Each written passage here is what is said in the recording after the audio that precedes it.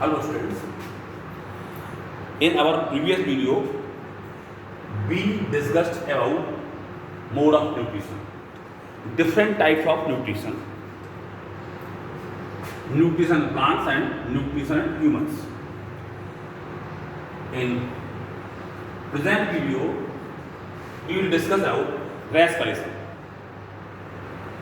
Respiration क्या है और ये प्रक्रिया कैसे होती है, इसके बारे में आज डिस्कस करेंगे. Respiration means the process in which the cell of an organism obtain energy by combining oxygen and glucose is called respiration. Respiration वो प्रोसेस है जिसमें कि कोई सेल एनर्जी प्राप्त करती है ऑक्सीजन और ग्लूकोज की सहायता से. ऑक्सीजन क्या करता है, ग्लूकोज को तोड़ देगा और एनर्जी प्रोड्यूस करेगा. तो respiration, types of respiration. Respiration दो प्रकार की होती है, aerobic respiration and anaerobic respiration. Aerobic respiration में इसको हिंदी में कहते हैं ऑक्सी श्वसन और इसको कहते हैं अनऑक्सी श्वसन. एरोबिक रेस्पिरेशन में क्या होता है, इसमें ऑक्सीजन की प्रेजेंस होती है, यानी the process of producing energy in presence of oxygen is called aerobic respiration. Aerobic respiration में ऑक्सीजन आवश्यक होती है.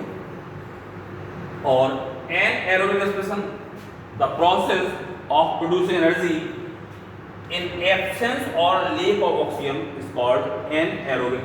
anaerobic में या तो ऑक्सीजन अनुपस्थित होती है या उसकी कमी होती है, तो तब यह एनएरोबिक रेस्पिरेशन होती है. अब जरा आप चार्ट को देखें.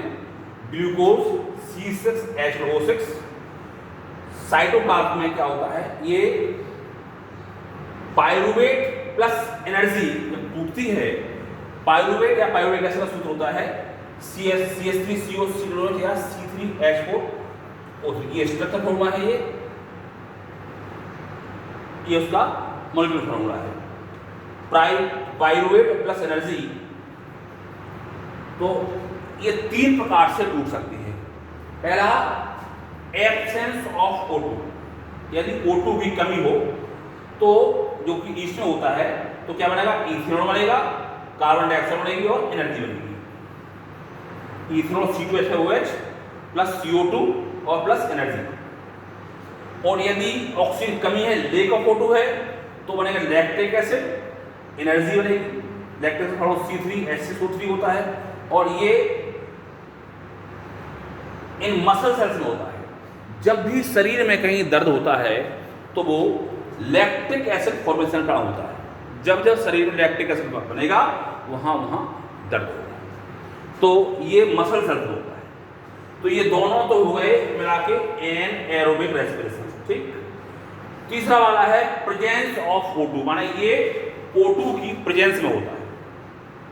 इसमें क्या होगा, जो पायरुवेट है वो कार्बन डाइऑक्साइड, वाटर और एनर्जी में कन्वर्ट हो जाएगा. ये कहलाएगा एरोबिक रेस्पिरेशन. अब इसके बाद जरा इसका एक सार देखें तो ग्लूकोज इन साइटोप्लाज्म बनेगा पायरुवेट एनर्जी, और ये in presence of oxygen, water, carbon dioxide और एनर्जी में कन्वर्ट हो जाता है. अब इसके बाद अब एक चीज में और होती है, आपने सुना होगा एनर्जी कॉइंस किसे कहते हैं, ऊर्जा के सिक्के किसे कहते हैं. जो एनर्जी होती है वो स्टोर किस रूप में होती है, तो वो होती है एडेनोसिन ट्राइफॉस्फेट, ATP. ATP में फास्फेट के 3 समूह होते हैं, इसको ट्राइफॉस्फेट कहते हैं. अगर इससे एक समूह निकल जाता है तो ADP कहलाता है, एडेनोसिन डाइफॉस्फेट. यदि उसका एक फास्फेट और निकल जाता है तो उसको AMP या एडेनोसिन मोनोफॉस्फेट कहते हैं. तो एडेनोसिन क्या है, the energy released during cellular respiration is used is used to synthesize molecule called adenosine triphosphate। ये इसकी परिभाषा है। और ये माइटोकॉन्ड्रिया होती है सेलुलर रेस्पिरेशन, और इसको हम ATP is also called energy coins of life।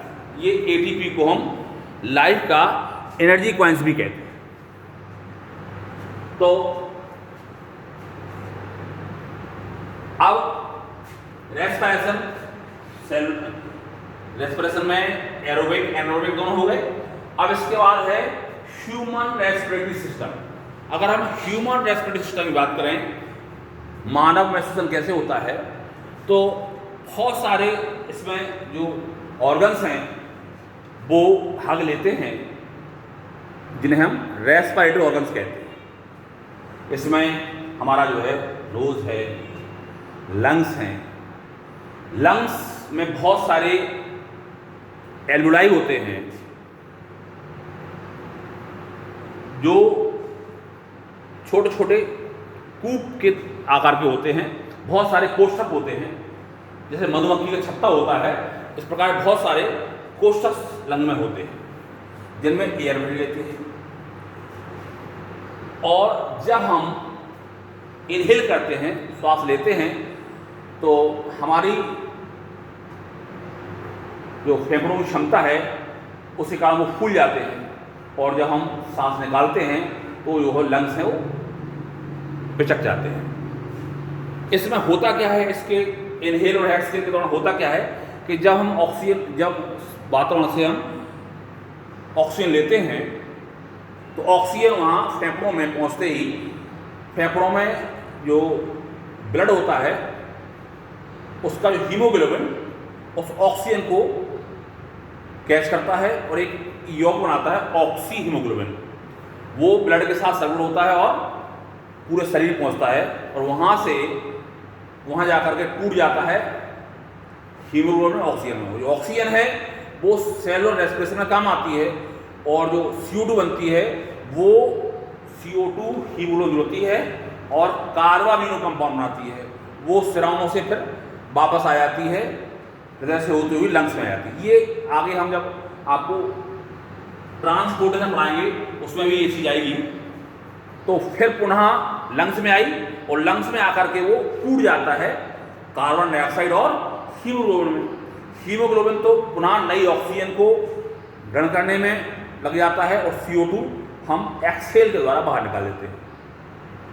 तो इसका ह्यूमन रेस्पिरेटरी सिस्टम का डिटेल अध्ययन हम अगले वीडियो में करेंगे। इस वीडियो में सिर्फ इतना आप लोग पढ़ लें और इसके बारे में सामान्य जानकारी ले लेंगे, ये क्या होता है, कौन कौन से भाग लेते हैं। अगले वीडियो में हम इसका डायग्राम बना करके आपको एक्सप्लेन करेंगे। थैंक्स।